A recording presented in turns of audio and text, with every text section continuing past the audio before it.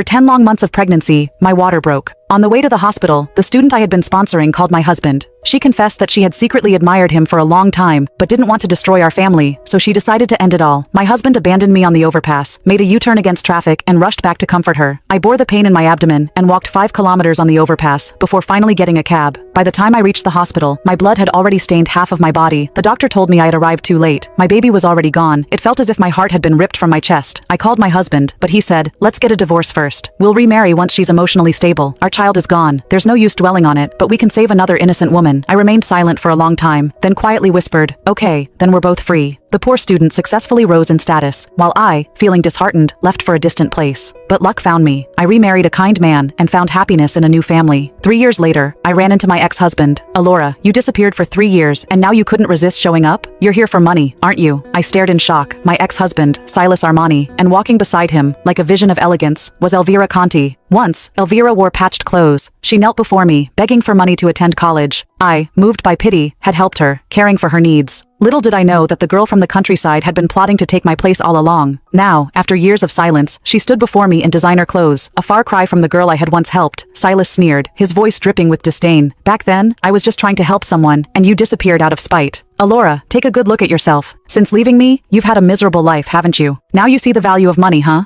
Now you know that a successful husband is your support? Too bad, it's too late. You lost any right to be my wife." I shook my head quietly, my voice barely a whisper. "You're mistaken. I'm here on business at the airport." Silas looked me up and down, his gaze heavy with disdain. "Business? Can you even afford a plane ticket? If you need money, just ask. Stop trying to hide behind these ridiculous excuses to make yourself look better." Silas pulled out a wad of cash with a flick of his wrist and threw it in my face. He grabbed Elvira's hand and turned away, leaving me standing in stunned silence. I was so angry, I couldn't find the words. I wanted to run after them, shout a few things, but then I glanced at the time. My husband's flight had just landed. I took a deep breath, steadying myself, and walked into the terminal. I had a husband who loved me, so why let 2 rabid dogs ruin my mood? But as soon as I entered the VIP lounge, my brow furrowed. The usually calm and quiet VIP lounge was chaotic today. The air was thick with cigarette smoke, and men talked loudly and puffed their cigars like they owned the place. Silas was at the center of it all, surrounded by sycophants who lavished him with praise. I choked on the thick smoke, coughing uncontrollably. A rotund man, balding and gruff, waddled over and sneered, "What are you doing here, country girl? This is a VIP lounge, not your personal resting spot. Get out." I pulled out my VIP card, but my irritation was barely contained. "I'm not in the wrong place. I paid for this." The man opened his mouth to retort, but before he could speak, Silas approached. His voice was cold, his gaze cutting. "Alora, is this what you've come to? Begging me for money? Now you're buying your way into the VIP lounge?" Before I could speak, he tossed a few bills at me, his fingers moving like he had all the time in the world. Without a second thought, he ripped my VIP card in half. "The money's refunded. You're no longer welcome here. Can you leave now?" My blood boiled, and the words I wanted to scream barely stayed in my throat. I waved down a lounge attendant, my voice trembling with anger. The attendant sized me up with an icy look before responding. "If you don't want the refund, by the rules, you're still allowed to stay." I pointed to the no smoking sign on the wall. "Can you ask them to put out their cigarettes?" The attendant's gaze hardened further.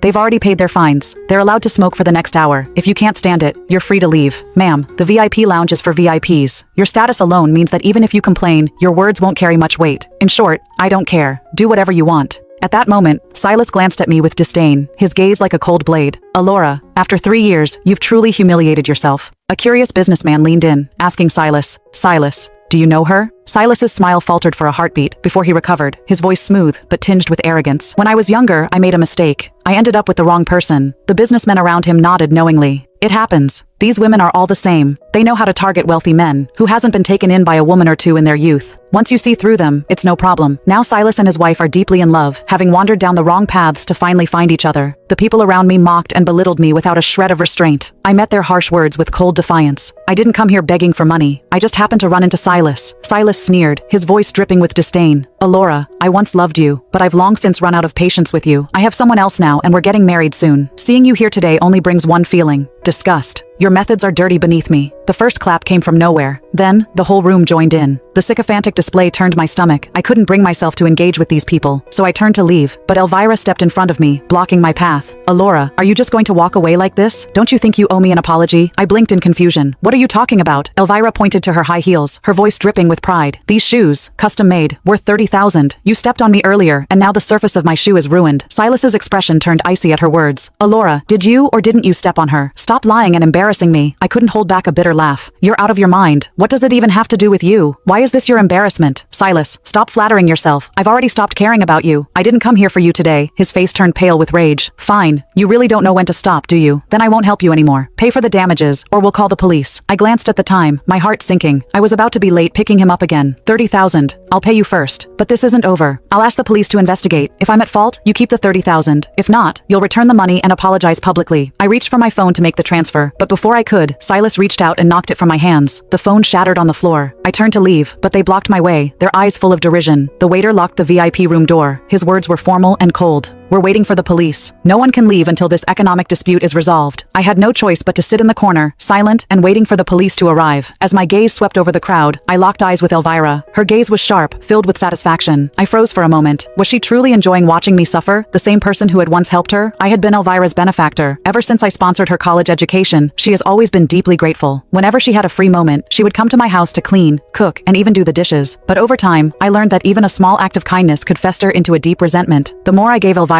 the more her jealousy bloomed. The more I offered her, the more entitled she felt, as though I hadn't given her nearly enough. She wasn't just ungrateful, she was a scheming, fake woman who would do anything to climb up, no matter who she hurt. I didn't know when it happened, but suddenly, Elvira had squeezed her way to my side. Her voice was a venomous whisper against my ear. Sister Alora, the tables have turned now. All the things you once had, I have now. And you have nothing. I gave a slow nod, indifferent. When I used to sponsor you, you'd fawn over my secondhand clothes and bags. I didn't expect you'd be so eager to take on a secondhand husband. Her face twisted in fury, and in a flash, her hand shot up to slap me. I caught her wrist with ease. She sneered bitterly. No matter what, I've won. You and Silas are divorced. Your child didn't survive, and you'll never see a penny of Silas's inheritance. By the way, Sister Alora, you don't know, do you? When I used to bring you coffee, I secretly slipped abortion pills into it. The words hit me like a slap to the face. Anger surged through me like wildfire. I stood up, trembling with fury, and slapped Elvira across the face. But before I could even process what I'd done, Silas was already on me. He kicked me in the chest with brutal force. He grabbed a fistful of my hair and yanked me up, his voice cold and commanding. Apologize to Elvira. I opened my mouth to speak, but no words came. Silas shoved me with all his might, sending me crashing into the corner. I struggled to rise, but before I could even get my bearings, Elvira kicked the back of my knee, forcing me to stumble. I collapsed, my knee throbbing with sharp, unrelenting pain. Just then, the door to the VIP room was flung open. The waiter, his voice dripping with enthusiasm, called out, "Mr. Ferrari, you've arrived." In that instant, tears welled up in my eyes. My husband came.